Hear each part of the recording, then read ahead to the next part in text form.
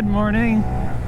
A couple of months ago I did a video on how to become a technician for Porsche if you're at Volkswagen or another brand, and maybe not just Porsche, but like how to get to a more prestigious brand if that's your goal. And today I'm gonna answer the question on whether or not you should actually want to do that. So, as some of you might know, I started my career in the automotive technician space as an apprentice at Volkswagen. I made a jump to an aftermarket shop after I got my license, and then a Chrysler store, and I ended up back at Volkswagen before pursuing a career at Porsche, which was kind of like a dream that I didn't think was attainable for the first part of my career. And it only really became something that I thought was possible after I had come back to Volkswagen and changed my attitude and fixed myself. And it's been a great move for me. Like, I love what I do, and I love the brand that I work for. If you're not passionate about the brands, like if a Volkswagen or a Volvo or a Honda are all just like a car that you can work on and make a paycheck, and you don't get jazzed about jazzed, what a dumb word. If you don't get excited about the cars that you're working on, and up to you like a Porsche or a Ferrari or a McLaren is just whatever, excessive or silly in your mind, you're probably not going to have a good time.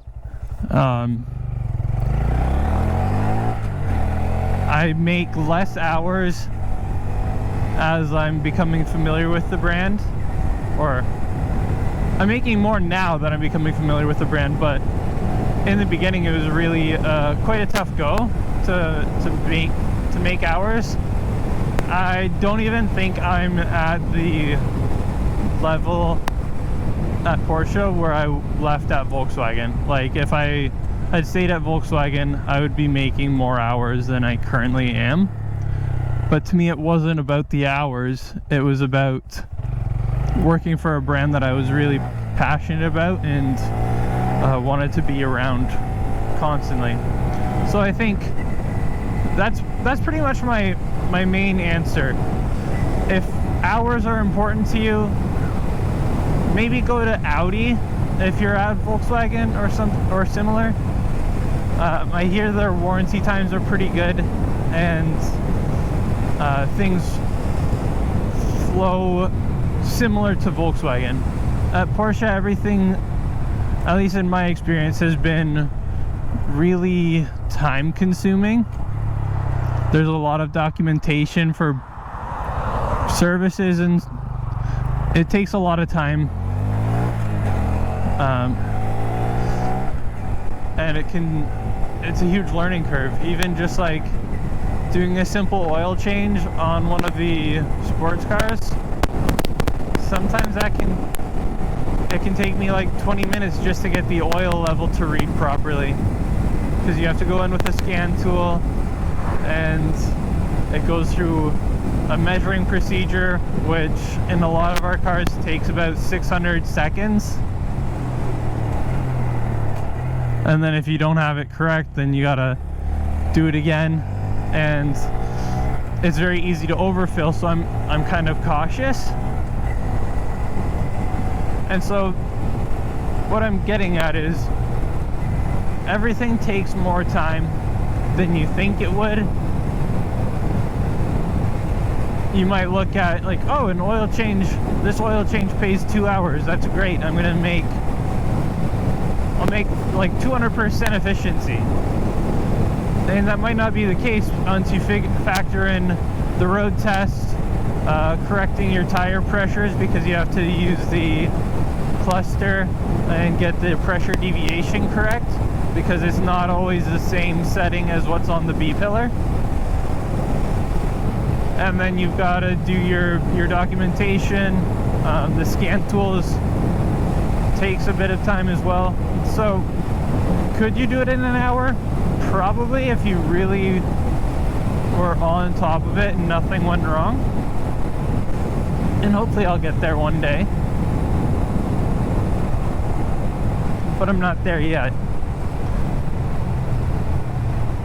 All of this to say,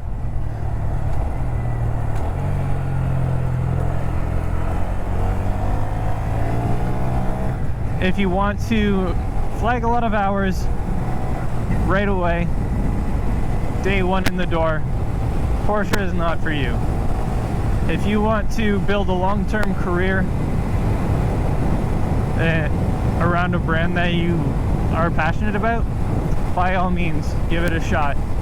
I've almost at a year now. It'll be a year this August, and I have no regrets. I love every day.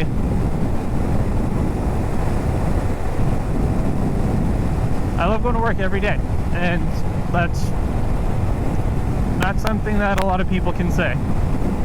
If you like this video and my ramblings, I appreciate you for sticking around this long, first of all.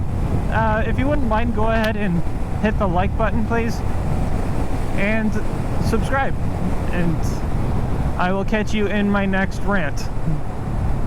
Have a great day.